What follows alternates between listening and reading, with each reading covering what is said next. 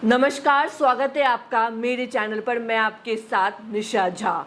एक बार फिर से देश भर में आंदोलन करने की बड़ी तैयारी चल रही है। जी हाँ, आप सही सुन रहे हैं, क्योंकि एक बार फिर से कॉकरोच जनता पार्टी के फाउंडर अभिजीत दिपके ने एक बहुत बड़ा ऐलान कर दिया है। अभिजीत दिपके ने कहा है कि हम लोग फिर से जंतर मंतर पर आंदोलन करने वाले हैं अगर सरकार अपने वादे पे मुकम्मल नहीं हो पाई। ऐसा मैं इसलिए कह रही हूँ क्योंकि सरकार ने कॉकरोच जनता पार्टी को 25 जुलाई को वादा किया था कि आप लोग आंदोलन खत्म कर दीजिए, आपकी सारी मांगों को मान लिया जाएगा।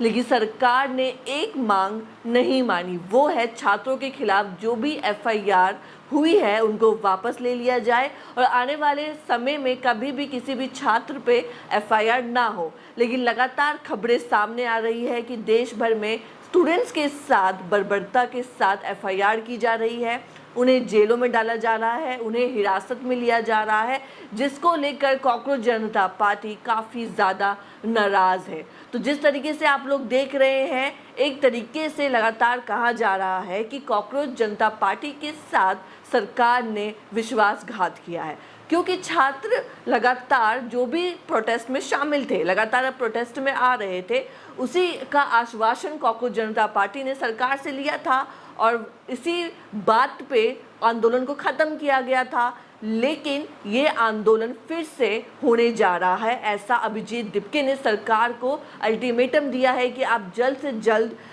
एफआईआर को वापस लें और जिन स्टूडेंट्स को डिटेन किया गया है और जेल में डाला गया है उनको बाहर निकाला जाए। लेकिन इसी को लेकर सुप्रीम कोर्ट में भी इसी मुद्दे को लेकर बहस चल रही थी। सुप्रीम कोर्ट ने कहा है जिन लोगों के खिलाफ कोई आपराधिक मामला नहीं है उनको रिहा कर दिया जाए, जो अंडर 18 हैं उनको रिहा कर दिया जाए, लेकिन जिनके खिलाफ, जिन प्रोटेस्टर्स के खिलाफ आपराधिक मामले हैं उन्हें आप रिहा मत करिए, जिसको लेकर कॉकरोच जनता पार्टी काफ़ी ज़्यादा नाराज़ चल रही है।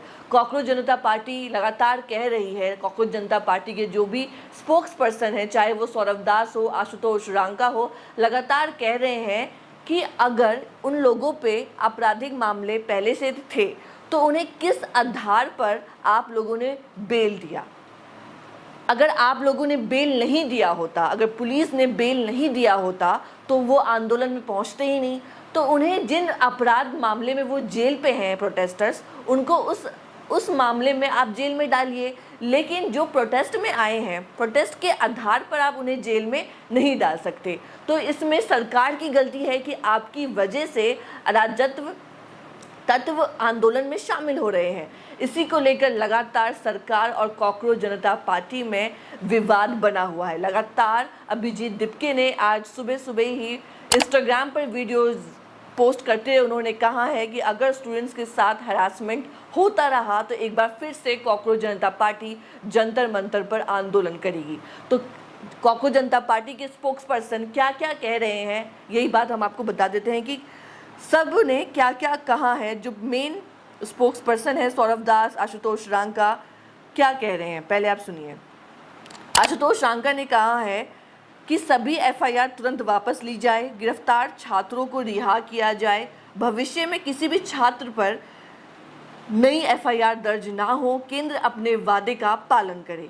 उन्होंने कहा है कि यदि ऐसा नहीं हुआ तो सीजेपी फिर से आंदोलन करेगी। सौरभ दास का बयान आया है। सौरभ दास ने कहा है कि पार्टी छात्रों की सुरक्षा के मुद्दे पर पीछे नहीं हटेगी। उन्होंने कहा है यदि किसी भी राज्य में छात्रों को निशाना बनाया गया तो सीजेपी पूरे देश में फिर से शांतिपूर्ण आंदोलन शुरू करेगी। संस्थापक अभिजीत दिपके का बयान, उन्होंने कहा है कि सरकार छात्रों के खिलाफ चुन चुन कर कार्रवाई कर रही है, जिसे बंद होना चाहिए। उन्होंने कहा यदि छात्रों का उत्पीड़न जारी रहा तो भारत की सड़कों पर युवाओं की आवाज़ फिर गूंजेगी और सीजेपी दोबारा राष्ट्रव्यापी शांतिपूर्ण आंदोलन शुरू करेगी। सुप्रीम कोर्ट को लेकर भी, सुप्रीम कोर्ट का जो अंतरिम फैसला आया है उसको लेकर भी कॉकरोच जनता पार्टी काफ़ी ज़्यादा नाराज़ है। सुप्रीम कोर्ट में क्या हुआ? सुप्रीम कोर्ट ने मामले की सुनवाई करते हुए कई अंतरिम निर्देश दिए। रिपोर्ट्स के अनुसार अदालत ने नाबालिग छात्रों की रिहाई का निर्देश दिया। जिन छात्रों का कोई आपराधिक रिकॉर्ड नहीं है उनके खिलाफ कठोर कार्रवाई ना करने की बात कही। पुलिस को प्रदर्शन से जुड़े सीसीटीवी, ड्रोन और अन्य डिजिटल रिकॉर्ड सुरक्षित रखने को कहा। छात्रों का निजी डेटा सार्वजनिक ना करने का निर्देश दिया। यहाँ तक तो सारा फैसला सीजेपी को मंजूर है, लेकिन साथ ही पहले से दर्ज एफआईआर की जांच जारी रखने की अनुमति भी दी और कहा कि मामले की कानूनी प्रक्रिया आगे रहेगी। तो इसी लास्ट वाले फैसले को लेकर सीजेपी काफ़ी ज़्यादा नाराज़ है कि पहले से दर्ज एफआईआर की जांच जारी रखने की अनुमति भी दी है। तो जो पहले से दर्ज एफआईआर है उसका जांच पड़ताल करने का आदेश भी सुप्रीम कोर्ट ने दिया है, जिसको लेकर काफ़ी ज़्यादा विवाद सीजेपी के स्पोक्सपर्सन में लगातार वो परेशान है कि ऐसा फैसला, अंतरिम फैसला सुप्रीम कोर्ट ने दिया, लेकिन वहाँ पे केंद्र सरकार के वकील भी बैठे हुए थे। उन्होंने क्यों नहीं वो बातें रखी जो 25 जुलाई को केंद्र सरकार जेपी नड्डा और डॉक्टर जितेंद्र सिंह सीजेपी के साथ बातें, जो उन्होंने जिस आधार पर, जिस आश्वासन पर वो आंदोलन ख़त्म हुआ, वो बातें सुप्रीम कोर्ट में केंद्र सरकार के वकीलों ने क्यों नहीं रखी कि इस आधार पे आंदोलन बंद हुआ था कि एफआईआर नहीं की जाएगी स्टूडेंट्स पे, और जिन पे पहले से एफआईआर है उनको वापस ले लिया जाएगा। इसी को लेकर सीजेपी और केंद्र सरकार में लगातार बहस जारी है। केंद्र सरकार का पक्ष भी आप सुन लीजिए। केंद्र सरकार क्या कह रही है? सरकार कह रही है कि एफआईआर वापस लेने की बात केवल शांतिपूर्ण प्रदर्शनकारियों के लिए थी। जिन लोगों पर हिंसा या गंभीर अपराध के आरोप हैं उनके खिलाफ कानून के अनुसार कार्यवाही जारी रह सकती है।